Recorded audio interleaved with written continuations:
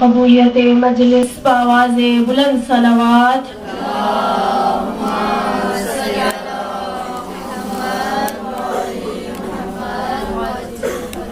برائے قبولیت حاجات بآواز بلند صلوات.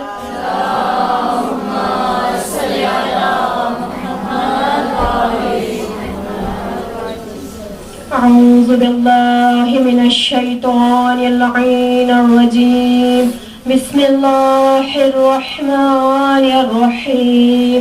اللہم کل ولیک الحجة ابن الحسن صلواتک علیہ وعلى آبائه في هذه الساعة وفي كل ساعة وليا وحافظا وقائدا وناصرا ودليلا وعينا حتى تسكنه أرزك طوعا وتمتعه فيها طويلا برحمتك يا أرحم الراحمين.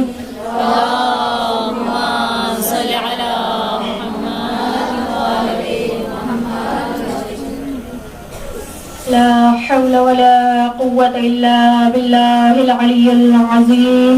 لا حول ولا قوة إلا بالله العلي العظيم. بسم الله الرحمن الرحيم. الحمد لله رب العالمين. الصلاة والسلام على أشرف الأنبياء والمرسلين وخاتم النبيين أبي القاسم محمد.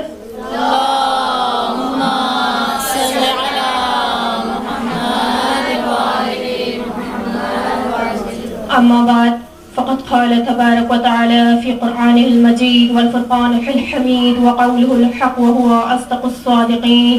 بسم الله الرحمن الرحيم. واذكروا الله ذكرا كثيرا صلوات. اللهم صل على محمد وعلى محمد. میری تمام تر حمد ہے اس رب ذوالجلال کے لیے کہ جو ازل سے ہے ابد تک رہے گا. وہ عظیم پروردگار کے جو اولین میں سے اول ہے اور آخرین میں سے آخر ہے کہ جس سے پہلے نہ کوئی اول تھا کہ نہ جس کے بعد کوئی آخر ہے. میں شکر ادا کرتی ہوں اس عظیم پروردگار کا کہ جس نے ہمیں آنکھوں جیسی نعمت عطا کی کہ جس کے ذریعے سے ہم حسین کے لیے اشک بہا سکتے ہیں. میں شکر ادا کرتی ہوں اس عظیم پروردگار کا کہ جس نے ہمیں زبان جیسی نعمت عطا کی کہ جس کے ذریعے سے ہم ذکر حسین کر سکتے ہیں. میں شکر ادا کرتی ہوں اس عظیم پروردگار کا کہ جس نے ہمیں پاؤں جیسے نعمت عطا کی ہے کہ جس کے ذریعے سے چل کر ہم مجلس حسین میں جاتے ہیں. میں شکر ادا کرتی ہوں اس عظیم پروردگار کا کہ جس نے ہمیں ہاتھ جیسے نعمت عطا کی کہ جس کے ذریعے سے ہم عزاداری حسین کرتے ہیں. وہ عظیم پروردگار اپنے اس لاریب اور بے ایک کتاب کہ جس میں کسی طرح کے شک و شبے کی گنجائش نہیں ہے کہ جس کی حفاظت کی ذمہ داری خود خدا نے لی ہے، اس کتاب میں ارشاد فرماتا ہے کہ اے ایمان والوں، اے مومنوں، اپنے خدا کو کثرت سے یاد کرو. اب یہاں ذکر سے کیا مراد ہے؟ اس آیت مبارکہ میں خداوند متعال فرما رہا ہے کہ میرا ذکر کرو. ذکر سے کیا مراد ہے؟ تو یہاں ذکر سے مراد ہے تسلسل کے ساتھ خدا کو یاد کرنا، یعنی اپنے دلوں کو یاد خدا سے غافل نہ کرنا کہ اگرچہ خدا کی یاد سے ہمارے دل غافل ہیں تو سمجھ جائیں ہم ذکر خدا سے محروم ہیں. اسی حوالے سے قرآن مجید کی ایک اور آیت ہے کہ جس میں خداوند متعال ارشاد فرماتا ہے یا ایھا الذین آمنوا اذکروا اللہ ذکرا کثیرا، کہ اے ایمان والو خداوند متعال کا زیادہ سے زیادہ ذکر کرو. اب کیا راز ہے؟ بہت سی آیات ہیں جو تاکید کر رہی ہے کہ خداوند متعال کا زیادہ سے زیادہ ذکر کرو. خداوند متعال خود اپنے قرآن میں ارشاد فرما رہا ہے کہ مجھے زیادہ سے زیادہ یاد کرو. کیا راز ہے اس کے پیچھے؟ اس کے پیچھے یہ راز ہے کہ دلوں کو سکون نہیں مل سکتا مگر کہ خدا کے ذکر کے سوائے. الا بذکر اللہ تطمئن القلوب، یعنی دلوں کو سکون چاہیے. اگر آپ چاہتے ہو کہ آپ کے دل کو سکون ملے تو خدا کے ذکر کے ساتھ اسے سکون بخشیے. کہ دنیا کی بہت سی مشکلات ہیں، دنیا کی بہت سی پریشانیاں ہیں کہ جس نے ہمارے دل کو شکستہ کیا ہوا ہے، کہ جس کی وجہ سے ہمارا دل بہت پریشان ہے. ہم سکون کی تلاش میں ہیں، مگر ہم اس سکون کو کہاں تلاش کر رہے ہیں؟ ہم اس سکون کو غیر اللہ میں تلاش کر رہے ہیں. ہم اس سکون کو فانی دنیا کے چیزوں میں تلاش کر رہے ہیں. اب چونکہ دل ہمارا ایسی چیز ہے کہ جس کو سکون مل سکتا ہے تو ذات خدا کے نام سے مل سکتا ہے. اب جب اسے سکون دینا ہے تو ہمیں ایسا ذکر کرنا ہوگا کہ جو خود لا فانی ہو، یعنی کوئی فانی شے ہمارے دل کو سکون نہیں بخش سکتا. اب سکون چاہیے. اصل سکون کے لذت سے، اصل سکون کو ہم حاصل کرنا چاہتے ہیں تو وہ ذکر خدا میں ہے. صلوات پڑھیں محمد وعلی محمد پر.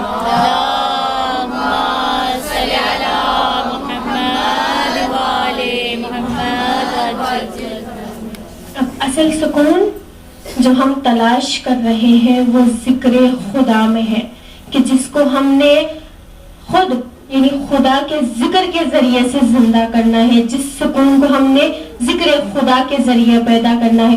کیوں ایسا ہوتا ہے؟ کیونکہ ذکر خدا ایک ایسا عمل ہے کہ جو ہمارے دل کی کیفیت کو تبدیل کرتا ہے، کہ جس کے ذریعے ہمارے دل کو سکون ملتا ہے. سکون ملنے کا راز یہ ہے کہ ہر چیز کام کر کر کے تھک جاتی ہے. جس طرح سے کوئی مشینری ہے جسے ہم مسلسل استعمال کر رہے ہیں، کہ جس طرح مثال ہم آسان سے موبائل کی لے سکتے ہیں کہ جس کو ہم 24 گھنٹے یوز کر رہے ہیں تو چارج کے بغیر وہ یوز نہیں ہوتا. چارج کی ضرورت ہے تاکہ اسے مزید استعمال کیا جائے. اگر ہم کسی چیز کو، کسی مشینری کو یوز کر رہے ہیں تو اس کی پرزوں میں ہم آئلنگ کرتے ہیں تاکہ اس کا کام مزید بہتر طریقے سے کیا جائے. اسی طرح ہمارا دل بھی کام کر کر کے تھک جاتا ہے، یہ بھی تھک جاتا ہے، یہ بھی کمزور ہو جاتا ہے.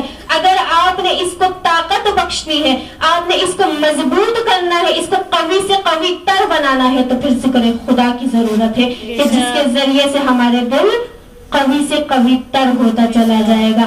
ہم اپنے فیصلے، ہم حق و باطل کے فیصلے آسانی سے کر سکیں گے. یہ ذکر ایسا ہے کہ جس کے بغیر ہمارے دلوں کو سکون نہیں مل سکتا.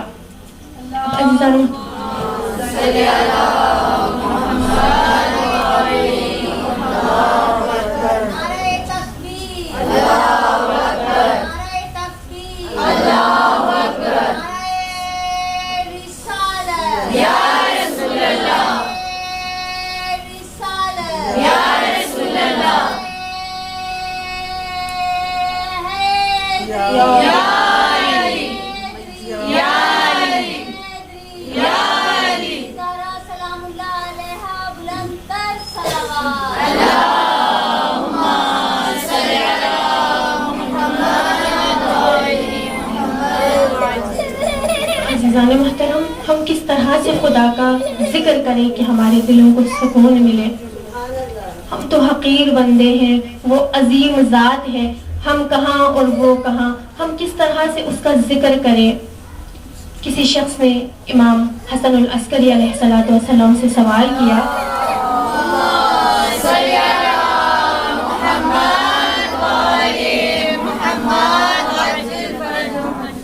امام علیہ السلام سے سوال کیا، یا امام، کہ جس ذکر کے بارے میں کہا جا رہا ہے کہ خدا کا ذکر کرو، زیادہ سے زیادہ ذکر کرو، تو ہم وہ ذکر کس طرح سے کریں؟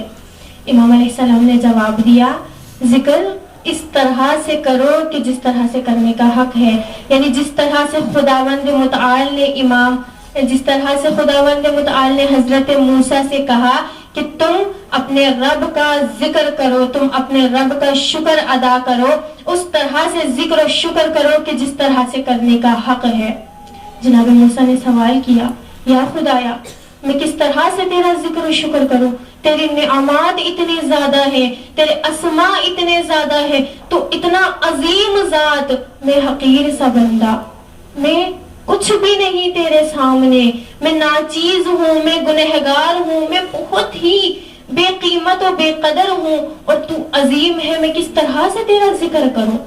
خداوند متعال نے کہا کہ اے موسیٰ، کہ جب میرے بندے کے دل میں یہ خیال پیدا ہو جائے کہ میں حقیر ہوں اور میرا خدا عظیم ہے، میں بہت ہی کم تر ہوں اور میرا خدا بالا تر ہے، جب بندے کے دل میں یہ احساس پیدا ہو جائے، یہ خیال پیدا ہو جائے، تو جان جانا کہ اس نے وہ حق ادا کر دیا کہ جس طرح سے خدا کا ذکر کرنے کا حق ہے۔ تو عزیزان و محترم، اس شخص نے پھر سوال کیا امام، ہم تو گنہگار بندے ہیں، ہماری نیتوں میں اتنا خالص، ہماری نیتیں اتنی خالص نہیں ہیں، ہم اس طرح سے ذکر نہیں کر سکتے، پھر ہم کیا کریں؟ کیا ہم خدا کی کسی اسما کا کثرت سے اس کا ورد کریں، یعنی کہ استغفر اللہ ہے یا سبحان اللہ ہے، اس ذکر کو ہم ہزار مرتبہ ہم اس ذکر کو دہرائیں یا اس سے بھی زیادہ دہرائیں، کیا یہ کافی ہے؟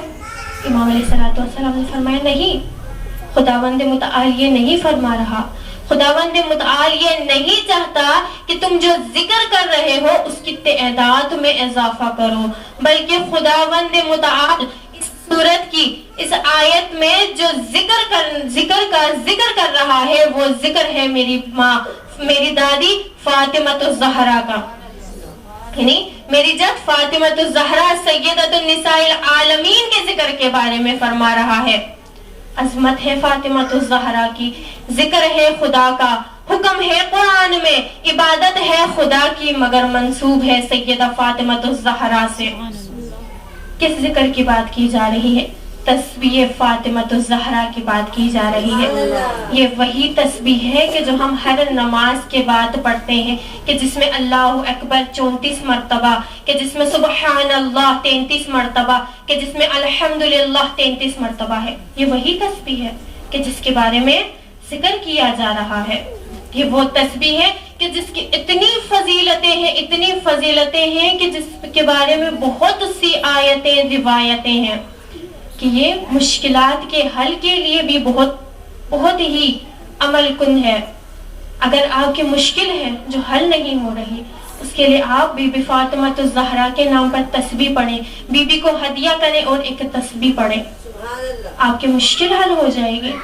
پھر لوگ کہتے ہیں کہ ہم نے تسبیح بھی پڑھی، ہم نماز بھی پڑھتے ہیں، لیکن نہ ہماری مشکل حل ہوئی، نہ ہی ہماری عبادت قبول ہو رہی ہے۔ عبادت کے قبول ہونے کی بھی شرط ہے۔ کیا شرط ہے؟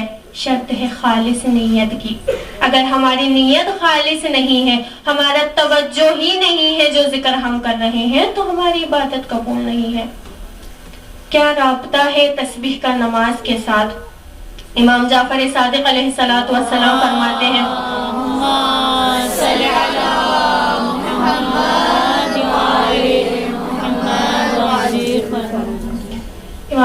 امام علیہ السلام فرماتے ہیں کہ جو شخص تسبیح فاطمۃ الزہرا کو نماز کے فوراً بعد سے مراد کسی بات میں مشغول ہوئے بغیر، کسی کام میں مشغول ہوئے بغیر فوراً نماز کے بعد جو اس تسبیح کو پڑھے، اسے 1000 رکعت نماز کا ثواب ہے۔ 4 رکعت آپ پہلے پڑھ چکے ہیں، اس کا ثواب آپ کو مل جائے گا۔ فوراً آپ تسبیح فاطمۃ الزہرا پڑھیں، 1000 رکعت کا اور ثواب مل گیا۔ یہ وہ تسبیح ہے کہ جس کی اتنی فضیلتیں ہیں، مگر افسوس ہم کس طرح سے تسبیح پڑھتے ہیں۔ تسبیح میں توجہ نہیں ہوتا، جو عمل ہمارا ہوتا ہے اس عمل میں ہمارا توجہ نہیں ہوتا۔ صرف تسبیح کی بات تو کجا، ہمارا تو نماز میں بھی توجہ نہیں ہوتا۔ کیسے نہیں ہوتا؟ ہم نماز تو پڑھتے ہیں، اول وقت میں بھی پڑھتے ہیں، تو پھر کیسے میں یہ کہہ رہی ہوں کہ ہمارا نماز میں توجہ نہیں ہوتا؟ اس لیے کہہ رہی ہوں کہ جب ہم نماز کے لیے کھڑے ہوتے ہیں تو ہمیں 1000 سال پہلے بھولی ہوئی بات بھی نماز میں یاد آ جاتی ہے۔ ہمیں یہ بات بھی یاد آتی ہے، ہم نے فلانا کام کرنا تھا، ہم نے فلانا سے یہ بات کرنی تھی، ہم نے فلانا کو یہ بات بتانا تھا۔ یہ تمام چیزیں ہمیں نماز میں یاد آ جاتی ہیں۔ کیوں؟ کیونکہ ہمارا رابطہ خدا کے ساتھ مضبوط نہیں ہے۔ امیر المومنین علیہ الصلوۃ والسلام کیا فرماتے ہیں کہ میں جب چاہتا ہوں کہ میں خدا مجھ سے بات کرے تو میں قرآن کی تلاوت کرتا ہوں، لیکن جب میں چاہتا ہوں کہ میں خدا سے بات کروں تو میں نماز پڑھتا ہوں۔ وہ ہے نماز کہ جس میں خالص ہے، جو خالص ہے خدا کے لیے، کہ امام علیہ السلام خود فرما رہے ہیں جب میں چاہتا ہوں کہ میں خدا سے بات کروں تو میں نماز پڑھتا ہوں۔ وہ ہے ان کی نماز۔ اور اب معائنہ کیجئے ہم اپنی نمازوں کا، ہم کس طرح سے نماز پڑھتے ہیں۔ ہم نے ایک فارمیلٹی بنائی ہوئی ہے، ایک ذمہ داری سمجھ کر، ایک بوجھ سمجھ کر سر سے اتارنے کے لیے نماز پڑھتے ہیں۔ اس فارمیلٹی کو پورا کرنے کے لیے ہم نماز پڑھتے ہیں، نہ کہ اس کا حق ادا کر کے ہم پڑھتے ہیں۔ اگر حق ادا کرنا ہے تو معصومین کی زندگی میں دیکھیں کہ نماز کے لیے جب کھڑے ہوتے تھے تو کیا کیفیت ہوتی تھی ان کی، کہ نماز پڑھنے سے پہلے ان کی حالت اس طرح سے ہو جاتی تھی کہ شاید یہ نماز ان کی آخری ہو، کہ اس کے بعد شاید دوبارہ انہیں نماز پڑھنے کا موقع نہ ملے، اس طرح سے نماز پڑھتے تھے۔ مگر ہماری نمازوں کو دیکھیے، ہماری نمازوں میں وہ خلوص نہیں ہے۔ جس طرح جتنا ہمارا معاشرہ آگے بڑھتا جا رہا ہے، نئی جدید چیزیں آ رہی ہیں، ہم دین اسلام سے دور ہوتے چلے جا رہے ہیں۔ ہماری توجہ ختم ہوتی جا رہی ہے دین اسلام کے حوالے سے، نماز کے حوالے سے۔ ہم خدا سے دور ہو رہے ہیں، ہم اپنے آپ کو خدا سے دور کر رہے ہیں۔ نماز کے حوالے سے ایک مختصر سا واقعہ بیان کرتی چلوں کہ امام سجاد چہارم امام کہ جن کو زین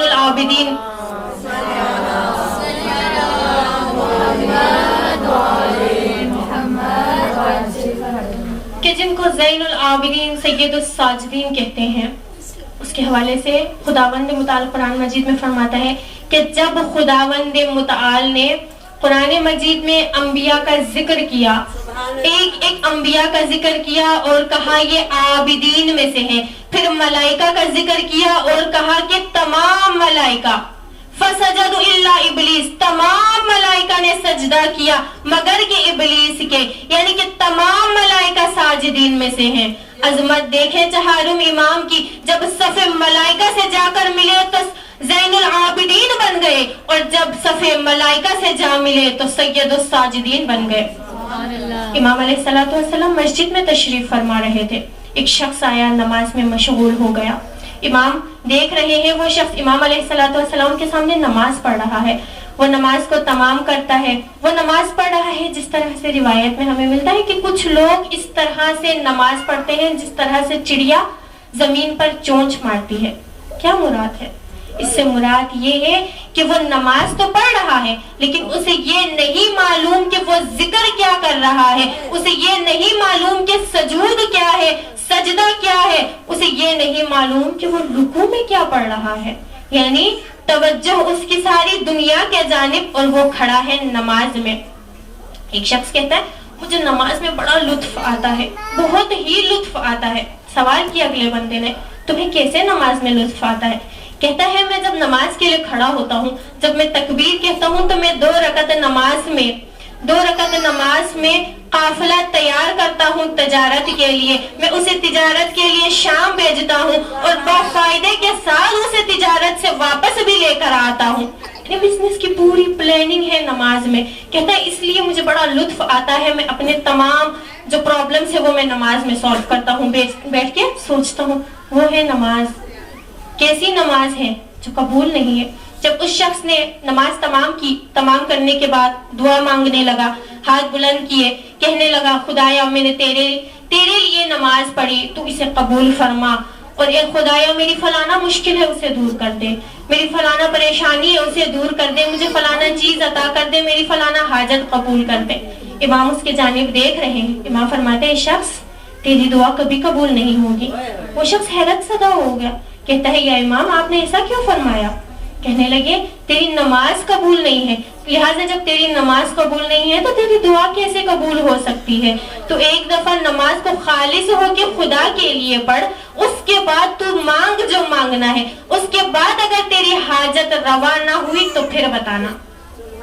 یعنی کہ جو تسبیح بھی ہم بی بی فاطمہ الزہرا کے نام پر پڑھتے ہیں، اگر ہم خالص نیت کے ساتھ پڑھیں تو قبول ہے، تو ہماری مشکلات حل ہو سکتی ہیں۔ صرف اور صرف توجہ درکار ہے، صرف اور صرف دھیان چاہیے۔ جو ذکر ہم کر رہے ہیں اس ذکر میں ہمارا پورا توجہ چاہیے تاکہ ہمارا ذکر قبول ہو جائے اور ہماری جو مشکل، جس بھی مشکل کے لیے ہم پڑھ رہے ہیں وہ مشکل حل ہو جائے۔ عزیزان محترم، جانتے ہیں اس تسبیح کی کیا طاقت ہے؟ کب یہ تسبیح تعلیم فرمائی؟ رسول خدا نے یہ تسبیح بی بی فاطمہ الزہرا کو اس وقت تعلیم فرمائی کہ جناب سلیمان کہتے ہیں کہ میں ایک دن بی بی فاطمہ الزہرا کے گھر کے قریب سے گزر رہا تھا۔ کون سلیمان؟ وہ سلیمان کہ جس کے بارے میں رسول خدا فرماتے ہیں کہ سلیمان میری اہل بیت میں سے ہے۔ وہ سلیمان فرماتے ہیں کہ میں ایک دن رسول بی بی فاطمہ الزہرا کے گھر کے قریب سے گزر رہا تھا کہ میں نے بچے کی رونے کی آواز سنی۔ میں نے دیکھا کہ بی بی فاطمہ الزہرا کام میں مشغول ہے اور کام کی سختی کی وجہ سے آپ کے ہاتھ زخمی ہیں۔ میں نے بی بی سے کہا کہ بی بی آپ بابا کے پاس جائیں، بابا سے آپ ایک کنیز کا مطالبہ کریں تاکہ وہ آپ کی مدد کرے۔ بی بی فاطمہ اپنے بابا کے پاس جاتی، وہ بابا کے جو رحمت للعالمین ہے، تمام رحمت کو تمام عالمین کو عطا کرنے والے ہیں، اس بابا کے پاس جاتی ہیں، جا کر کہتے ہیں بابا جان مجھے ایک کنیز چاہیے۔ بابا نے کہا کیوں؟ کہنے لگی بابا کام ہے بہت، مجھے ایک کنیز کی ضرورت ہے جو میری مدد کرے۔ بابا نے آگے سے کیا جواب دیا؟ مسکرائے، اپنی بیٹی کی طرف دیکھا، کہنے لگے بیٹی کیا میں آپ کو اس سے بھی بہترین چیز نہ دوں جسے سن کر، جس ذکر کو سن کر آپ خوش ہو جائیں؟ بی بی نے کہا جی بابا۔ اس وقت رسول خدا نے یہ تسبیح تعلیم فرمائی اور بی بی اس قدر خوش ہوئی کہ بی بی اپنے جو کنیز کا مطالبہ کر رہی تھی وہ بھول گئی۔ یہ ہے عظمت اہل بیت کی۔ مگر افسوس زمانے نے اہل بیت کے ساتھ کیا کیا۔ وہ فاطمہ الزہرا کہ جس کے بارے میں رسول خدا فرماتے ہیں فاطمہ بضعۃ منی، کہ فاطمہ میرے جگر کا ٹکڑا ہے، کہ وہ فاطمہ کے شان میں جب فاطمہ گھر تشریف لاتے تو رسول خدا کھڑے ہوتے تھے، کہ جس فاطمہ کو رسول خدا نے تسبیح تحفے میں دی۔ رحلت رسول کے بعد امت نے کیا تحفہ دیا؟ ہائے افسوس، رحلت رسول کو ابھی 3 دن ہی گزرے تھے کہ مسلمان آگ لے کر آپ کے در پر آ گئے، کہنے لگے علی کو باہر بھیجو ورنہ ہم در جلا دیں گے۔ سیدہ نے دفاع امامت کرتے ہوئے آواز بلند کی، کہنے لگی اے لوگو، اے مسلمانوں، کیا تم نہیں جانتے ہو اس گھر میں کون رہتا ہے؟ اس گھر میں دختر رسول رہتی ہے، اس گھر میں نواسہ رسول رہتے ہیں۔ باہر سے لائنوں نے آواز دی، رہتے ہیں تو رہنے دے، ہمیں کوئی فرق نہیں پڑتا، اگر علی کو باہر نہ بھیجو گے تو اندر کو آگ لگا دیں گے۔ جب یہ کہا تو بی بی فاطمہ الزہرا دروازے کے آگے آ کر کھڑی ہو جاتی ہے۔ جب بی بی دروازے کے پاس کھڑی ہوتی ہے تو وہ ملعون دروازے کو آگ لگا دیتے ہیں۔ ارے فقط وہ آگ نہیں لگاتے بلکہ وہ جلتا ہوا در بی بی کے اوپر گراتے ہیں۔ اے میری آقا زادی در و دیوار کے بیچ میں آ جاتی ہے، در و دیوار کے درمیان آ جاتی ہے۔ اے میں قربان جاؤں آقا زادی پر، صرف در نہیں گرایا، وہ جلتا ہوا در، اس میں لوہے کی گرم میخ ہے جو بی بی کے پسلیوں میں پیوست ہوئی۔ جب دیکھا نا بی بی نے کہ امیر المومنین کے گلے میں رسی ہے، بی بی کھڑی ہوتی ہے دفاعی امام کے لیے، امیر المومنین کا دامن پکڑتی ہے۔ جب آبا کا دامن پکڑتی ہے، جب آبا کا دامن پکڑتی ہے تو وہ لائن بی بی کے بازو پر تازیانہ مارتا ہے، اس طرح سے تازیانہ مارتا ہے کہ بی بی کے ہاتھ سے آبا کا دامن چھوٹ جاتا ہے۔ علی مختصر زادانو، ظلم صرف اس پر ختم نہیں ہوا بلکہ ظلم کی ابتدا تو تب ہوئی کہ جب بی بی کو دربار جانا پڑا، کہ بابا نے جب تحفہ دیا تو بی بی کو فدق، بی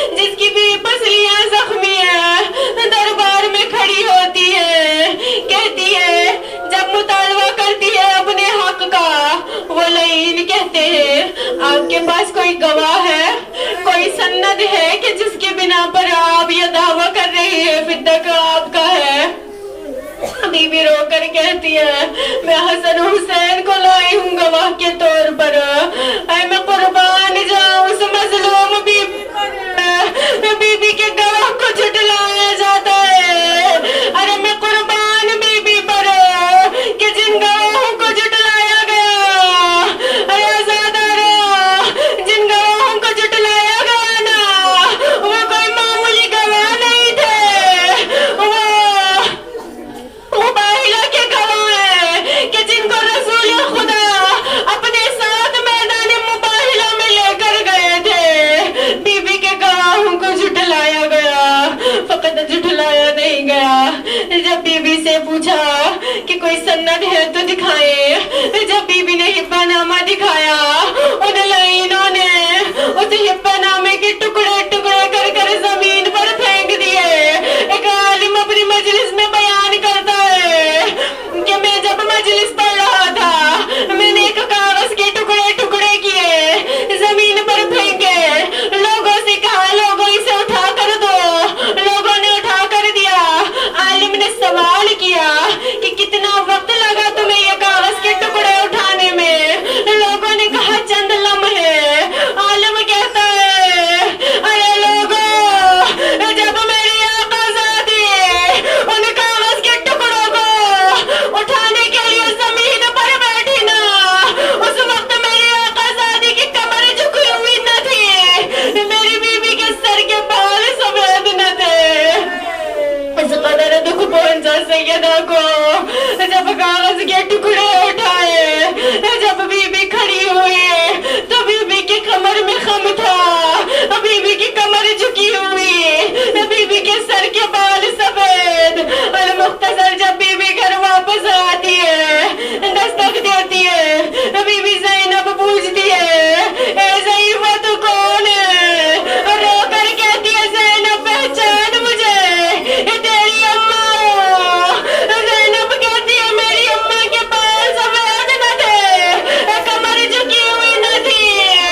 بی بی فرماتی ہے اے زینب تو یاد رکھنا، آج جس دربار میں گئی نا وہ مسلمانوں کا دربار تھا، بابا کے صحابیوں کا دربار تھا، میرے سر پر چادر تھی، میرے ساتھ حسن حسین موجود تھے، لیکن تو یاد رکھنا جس دربار میں تو جائے گی نا وہ شرابیوں کا دربار ہوگا، اس میں تیرے بھائیوں کے قاتل بیٹھے ہوئے ہوں گے، تیرے سر پر چادر نہیں ہوگی، تیرے بازو بندے ہوئے ہوں گے، تیرے بھائی موجود نہیں ہوں گے۔ المختصر عزادارو، وقت شہادت قریب آئی، مظلوم بی بی نے امیر المومنین سے وصیتیں کرنا شروع کی۔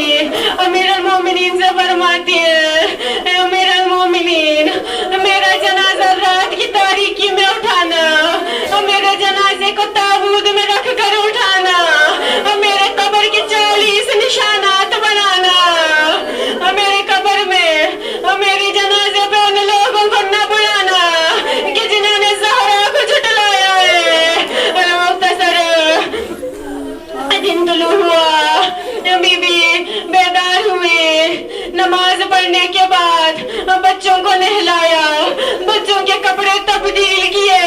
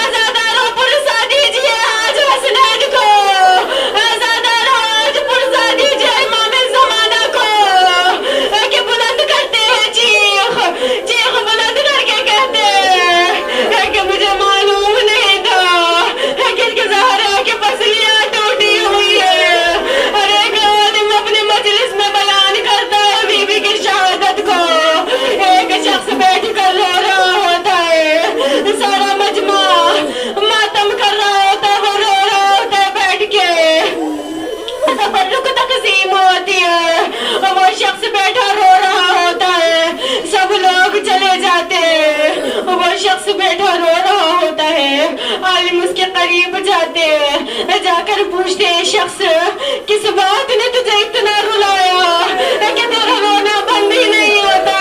اور وہ شخص کہتا ہے ارے میں ہڈیوں کا ڈاکٹر ہوں اور میں جانتا ہوں ایک پسلی ٹوٹ جائے تو مشکل سے انسان سانس لیتا ہے، میں قربان آزادی پر کہ اتنی پسلیوں کے ٹوٹنے کے بعد نہ جانے کس طرح 75 سے 95 دن زندہ رہی، میں قربان آزادی پر غسل و کفن دیا گیا۔ امیر المومنین بچوں کو بلاتے ہیں کہ بچوں آج ہم اپنی ماں سے آخری ودا کر لو۔ زینب ام کلثوم آئے، اپنی ماں کو فدا کیا، حسن آئے ماں کو فدا کیا، حسین کی باری آئے دور بیٹھے ہوئے ہیں۔ امیر المومنین کہتے ہیں حسین تم آخری ودا نہیں کرو گے؟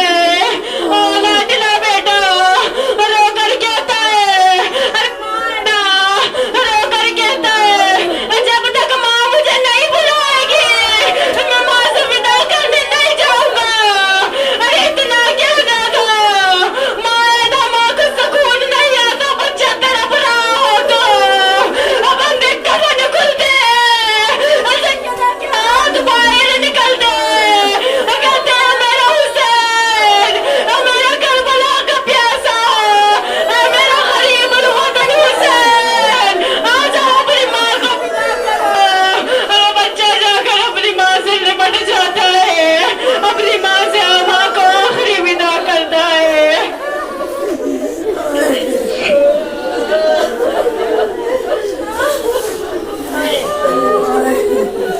اللہ قال رسول اللہ القوم الظالمین انا للہ و انا الیہ راجعون۔